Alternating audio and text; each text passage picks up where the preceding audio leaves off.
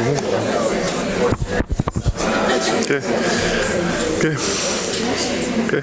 evening. Good evening, and welcome to the third event in the Fall Holloway Poetry Series. Tonight, we welcome Alice Notley and Simona Schneider. Michelle T. will introduce Simona, and Mary Wilson will introduce Alice Notley. Next week, 1 week from tonight, Yusuf Komanyaka will be here, accompanied by Evan Klevan. And I would urge you buy a book after the reading, and my thanks to Peter Burkhart from University Press Books. At this moment, I will yield the podium to Michelle T., who will introduce Simona Schneider.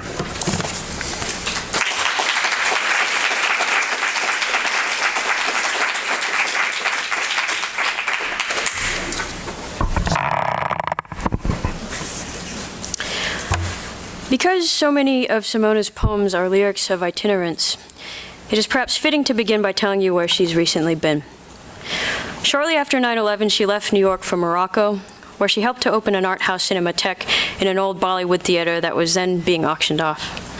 During the 4 years that she never intended to spend there but did, she intermittently traveled to St. Petersburg to work on translating the work of Daniel Carmes.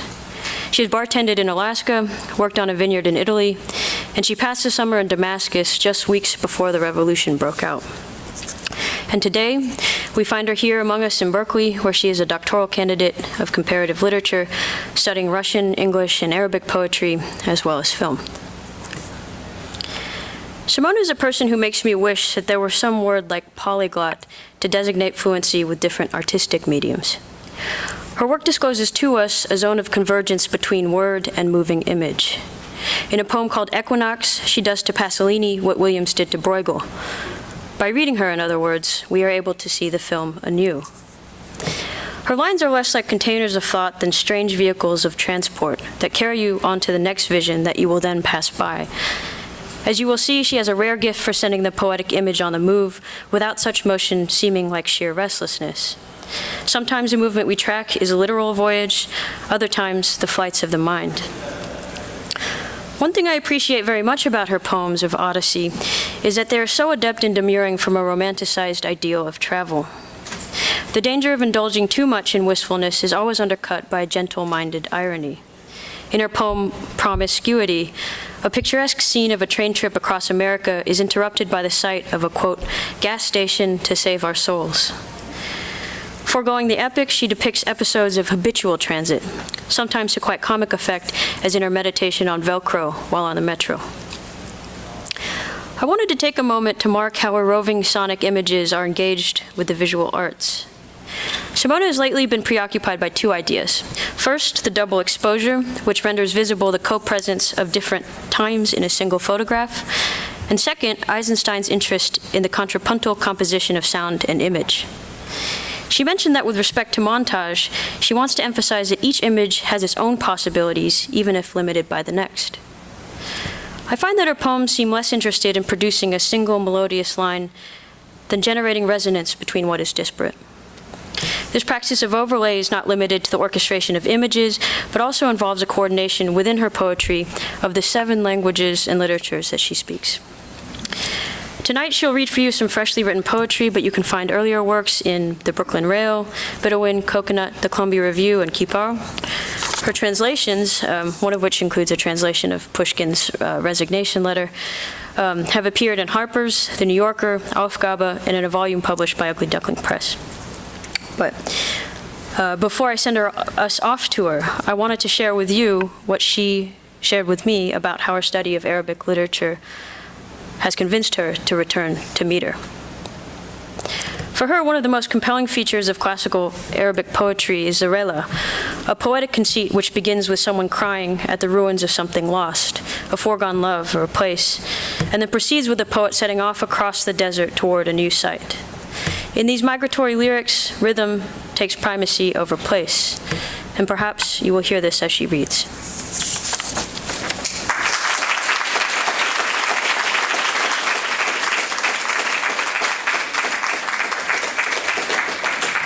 Okay, that's a hard biography to follow.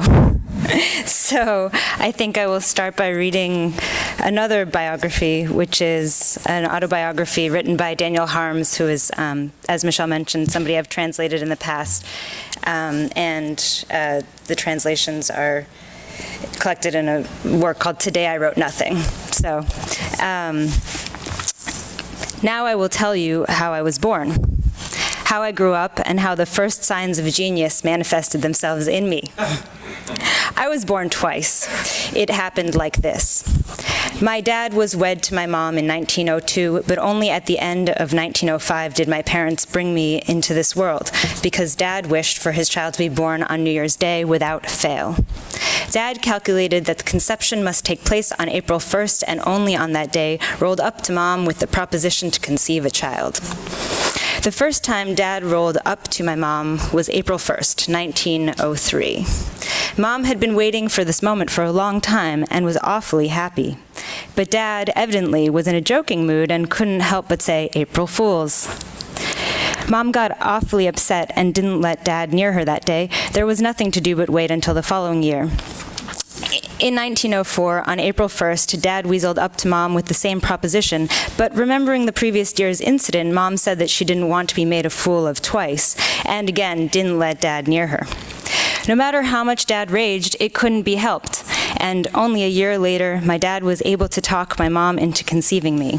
And that's how my conception occurred on April 1st, 1905. Yet all of Dad's calculations were foiled because I ended up being born prematurely, 4 months before I was due. Dad threw such a fit that the midwife who had taken me out was flustered and started shoving me back into the place I just crawled out of.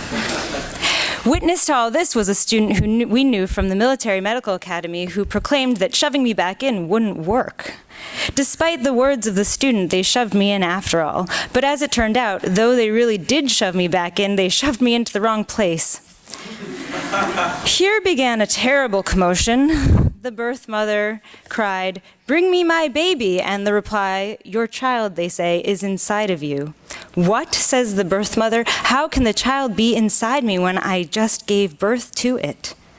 "But," they say to the birth mother, "perhaps you're mistaken." "What do you mean mistaken?" shouts the birth mother. "How can I be mistaken? I saw it with my own 2 eyes just a second ago."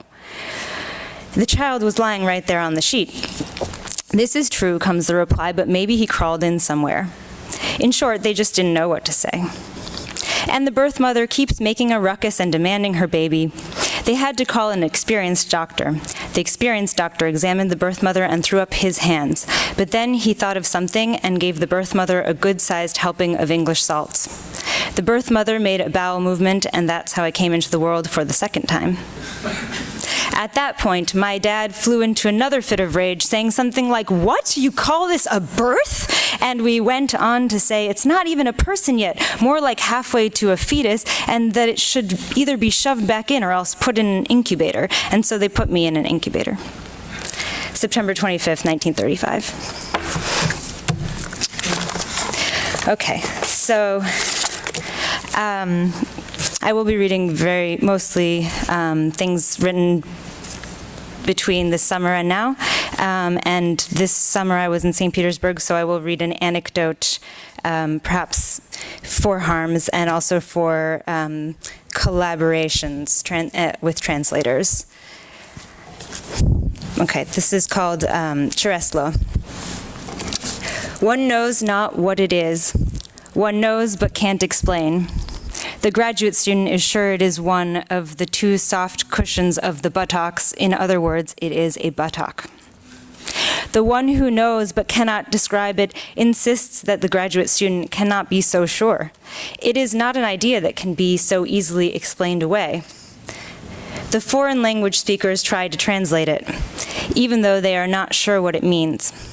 Perhaps it will be clearer in another language, though you must have existed in 14th century Russia to understand it. In fact, the word kreslo seems to have come from the need to pose this very question about chreslo, somewhere to rest. One would never understand this notion when paired with the English word chair. No, the chreslo could never rest. But there are comparable expressions. Plodyivo chreslo, fruit of his loins. The youngest, most eager to eat, suggests it's the male counterpart to the womb, chrevo, but this is outright rejected. There is the suggestion from the one who can't explain that we stop talking about this since he knows. Okay, now I will move on to poetry in the other sense of the word. Okay. This is called promiscuity. Promiscuity, promiscuity, promise acuity. In dense fog on a mountain pass, I die, you slept. I drive, you wept. I could not see, you dreamt and dreamt. I joined a train, we caravanned, side by side, what's far is near.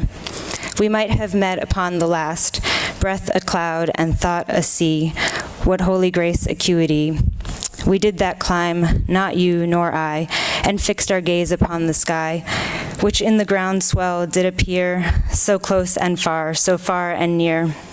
My sap, my love, my life, my fate, is not the rhyme with which I mate, which heaves its oars and splits the trees, blows leaves steadfast in flurries. A pleasure dome, crisped in the folds, a gas station to save our souls, with pumps and hoses,